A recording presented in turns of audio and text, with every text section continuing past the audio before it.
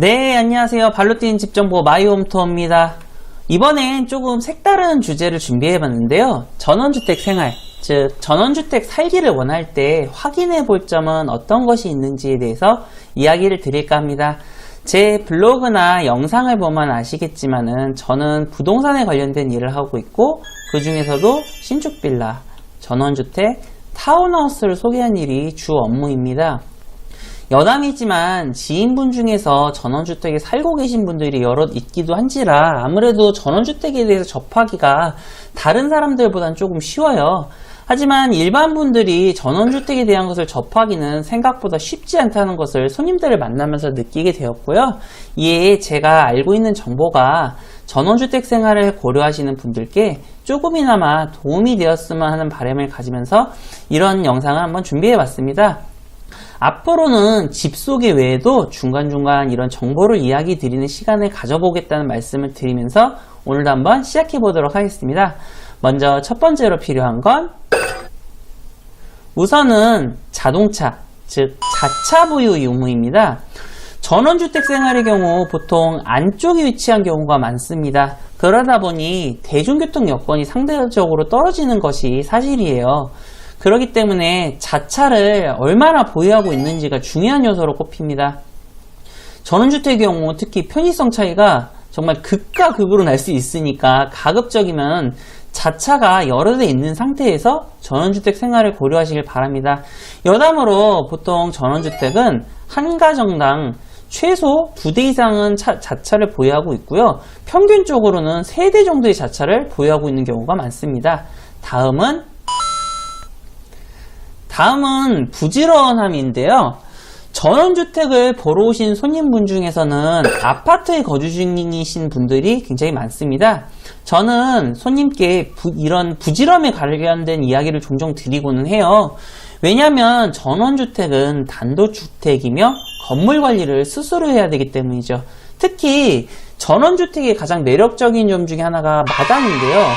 이 마당을 관리하기 위해서는 수시로 신경을 좀 써주셔야 돼요.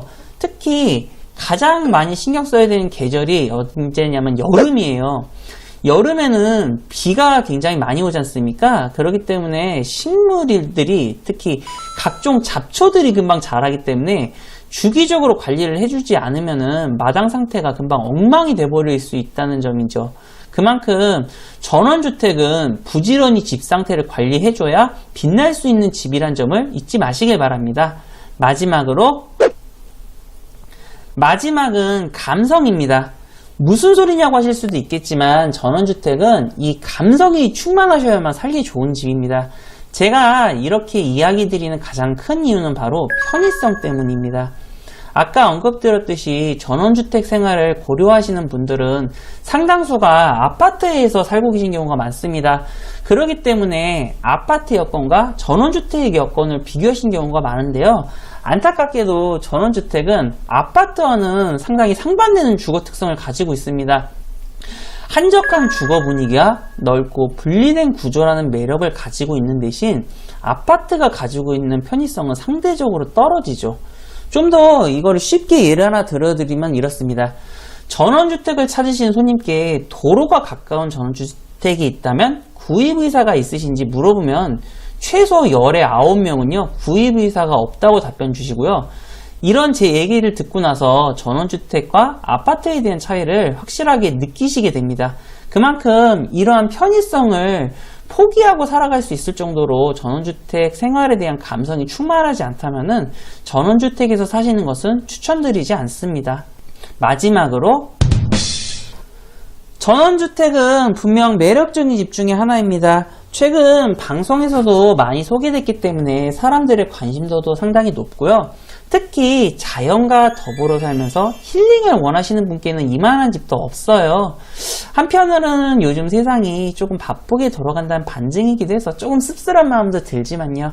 하지만 전원주택은 그만큼 일반적인 주거 분위기와 다른 점이 굉장히 많은 집이기도 합니다. 단순히 눈으로 보는 것과 실제로 주거를 한다는 점은 분명한 차이가 있기 때문에 제가 이야기를 드린 것 외에도 충분히 정보를 확인하신 후 전원주택 보시기를 추천드린다는 이야기를 드리면서 영상 마무리하고요. 다음에는 전원주택에 살면서 장점, 단점에 대한 얘기를 하나씩 소개해 드리도록 하겠습니다. 네, 이것으로 영상을 마치도록 하고요. 영상 재밌게 보셨으면은 구독 플러스 좋아요 잊지 말아 주시고요. 네, 시청해 주셔서 감사합니다.